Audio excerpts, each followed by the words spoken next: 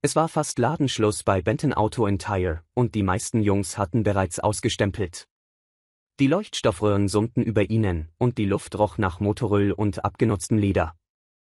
Eli Dawson, 39, stand an der Werkbank in der Ecke und wischte sorgfältig eine Reihe von Zündkerzen ab, obwohl seine Schicht technisch gesehen schon vor einer Stunde geendet hatte. Groß, breitschultrig und ständig mit Fett bestäubt. Eli sah aus wie ein Mann, der seit einem Jahrzehnt keinen Urlaub gemacht hatte und wahrscheinlich auch nicht. Seine Hände erzählten seine Geschichte, schwielig, zerkratzt, die Art von Händen, die Probleme reparieren, von denen die Leute nicht einmal wussten, dass sie hatten. Bitte abonnieren Sie unseren Kanal und sagen Sie mir in den Kommentaren, von wo aus Sie dieses Video ansehen. Er wollte gerade seinen Lappen aufhängen und gehen, als er es hörte. Eine Stimme, jung, zögerlich, angespannt. Auf der anderen Seite der rostigen Tür des Ladens. Hey. Ist noch jemand offen? Eli drehte sich um und sah einen Jungen, vielleicht 17, der unbeholfen eine Kiste in beiden Armen hielt. Dünn, blasse Augen, die herumhuschten. Ja, ich bin hier, sagte Eli, ging hinüber und stieß die Tür mit seiner Schulter auf. Was gibt's? Der Junge stellte die Kiste sanft auf den Betonboden. Ich habe Ihren Post über den gebrauchten Kinderwagen gesehen. Den für $10, Eli blinzelte. Das war vor Tagen. Dachte, er wäre schon abgeholt worden. Er wurde heute Morgen als noch verfügbar markiert, sagte der Junge, die Stimme brach ein wenig. Ich werde erst am Montag bezahlt, aber, mein Bruder hat gerade ein Baby bekommen und er kann sich keinen leisten, und ich dachte, vielleicht könnten Sie ihn einfach zurückhalten. Eli kniete sich neben die Kiste und öffnete sie. Drinnen war der Kinderwagen, in Ordnung, nicht schick. Abgenutzte Räder, ein ausgefranster Riemen, aber er ließ sich immer noch ordentlich zusammenklappen, rollte immer noch, hatte immer noch einen Sonnenschutz. Er blickte auf. Der Junge vermied Augenkontakt, seine Wangen waren rot. Wie heißt dein Bruder, James? James Bearden. Elis Magen drehte sich. Er stand langsam auf, seine Stimme war jetzt tiefer. Wo wohnt James? Draußen in Loring, sagte der Junge. Dieser kleine Wohnwagenpark an der Route 47, Eli fuhr sich mit der Hand über das Gesicht. Loring war fast 40 Meilen entfernt, über Nebenstraßen, Schotter, und die Sonne sank bereits. Der Junge verschob sein Gewicht. Ist okay, wenn nicht. Ich werde ihm sagen, er war weg, Eli hob eine Hand. Steig in den Truck, der Junge blinzelte. Was, du hast mich gehört, befahl Eli. Wir liefern ihn, Moment, im Ernst, Eli antwortete nicht. Er schnallte die Kiste bereits auf die Ladefläche seines alten Chevy. Die Ladeklappe stöhnte. Aber sie hielt. Die Fahrt begann in Stille. Eli hielt seine Augen auf die Straße gerichtet und sah der Dämmerung beim Einzug zu. Du sagtest, sein Name ist James Bearden, fragte er und brach schließlich die Stille. Ja, Eli nickte. Ich kannte mal einen James Bearden, saß immer hinter mir im Werkunterricht. Roch immer nach Erdnussbuttersandwiches, der Junge lachte nervös. Ja, das ist wahrscheinlich er.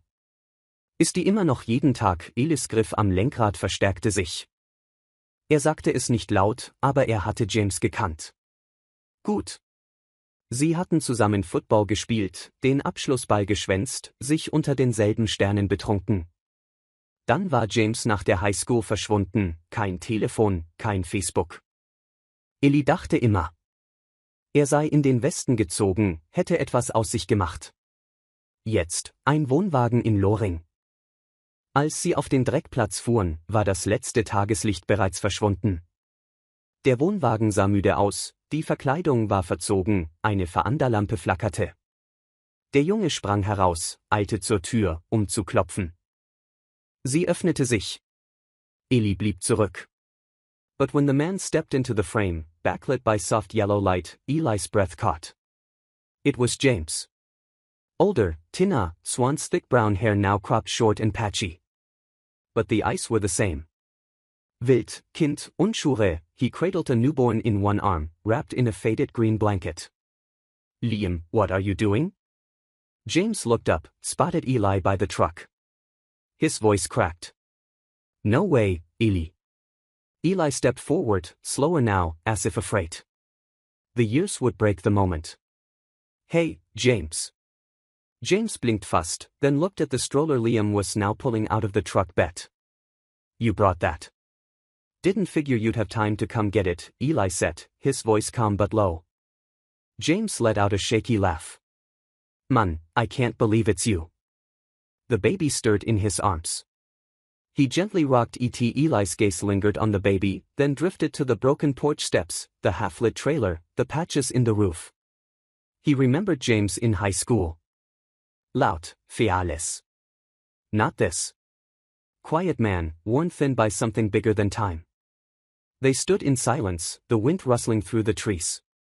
"I didn't expect to see you again," James said finally. "I didn't expect to find you like this." James looked away, ashamed. "I'm not proud," he whispered. "Things didn't go how I planned.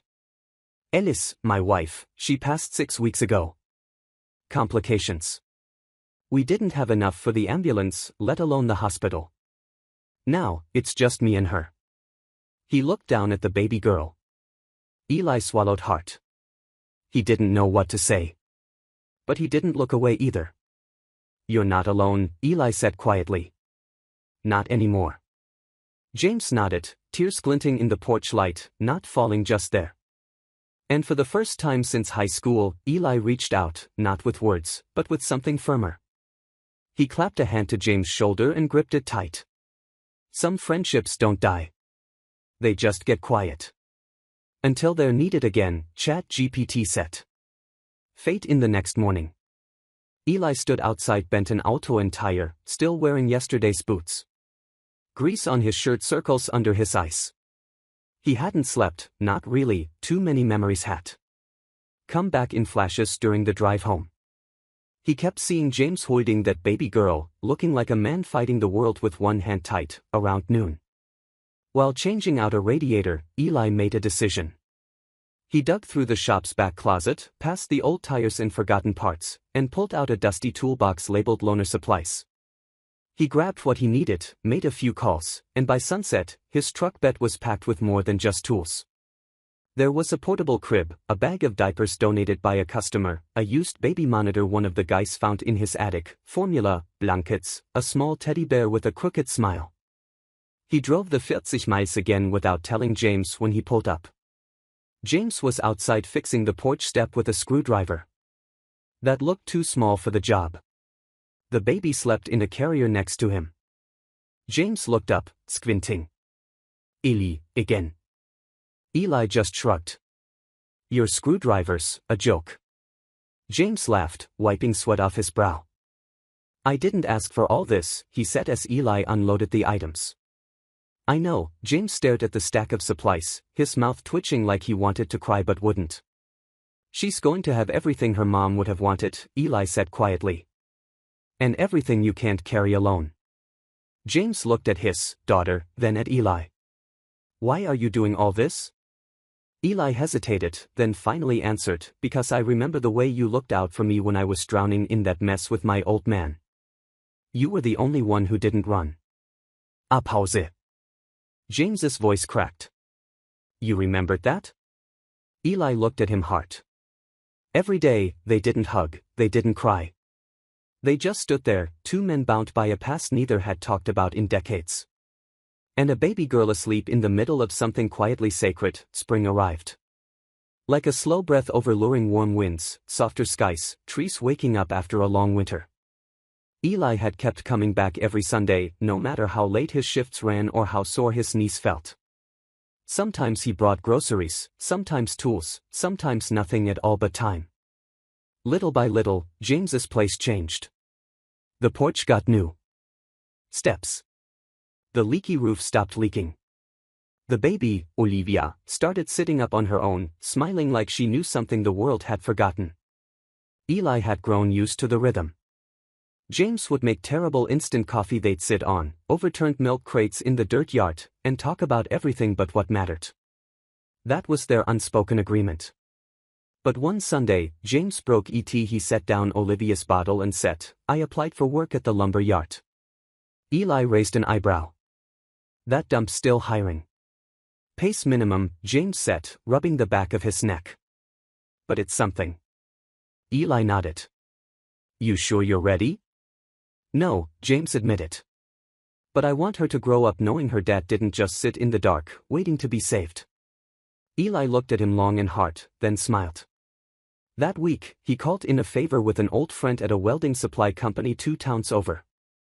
Got James a short trial run doing night shifts, flexible hours, decent pay. When he told James, the man just stared at him. "I don't have a resume." "I told them your hands speak louder than paper," Eli said, "and that you used to be the best damn shop partner I ever had." James didn't say anything for a while. "Then, you didn't have to." "I know," Eli said. "That's why it mattered." The job stuck. Weeks turned into months by the time Olivia took her first steps on the freshly painted trailer deck. James was putting in steady hours, even picking up weekend shifts. The circles under his eyes hadn't gone away, but the haunted looked at that one evening after work. Eli returned to the trailer and found something waiting on the porch.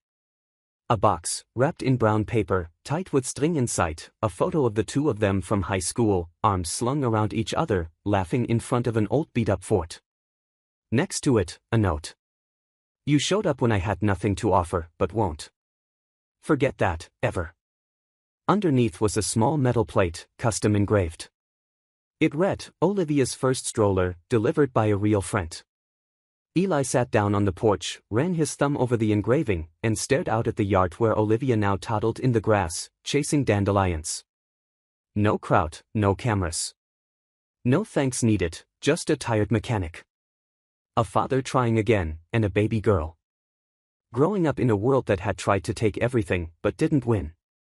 Because sometimes, kindness doesn't come in grand gestures.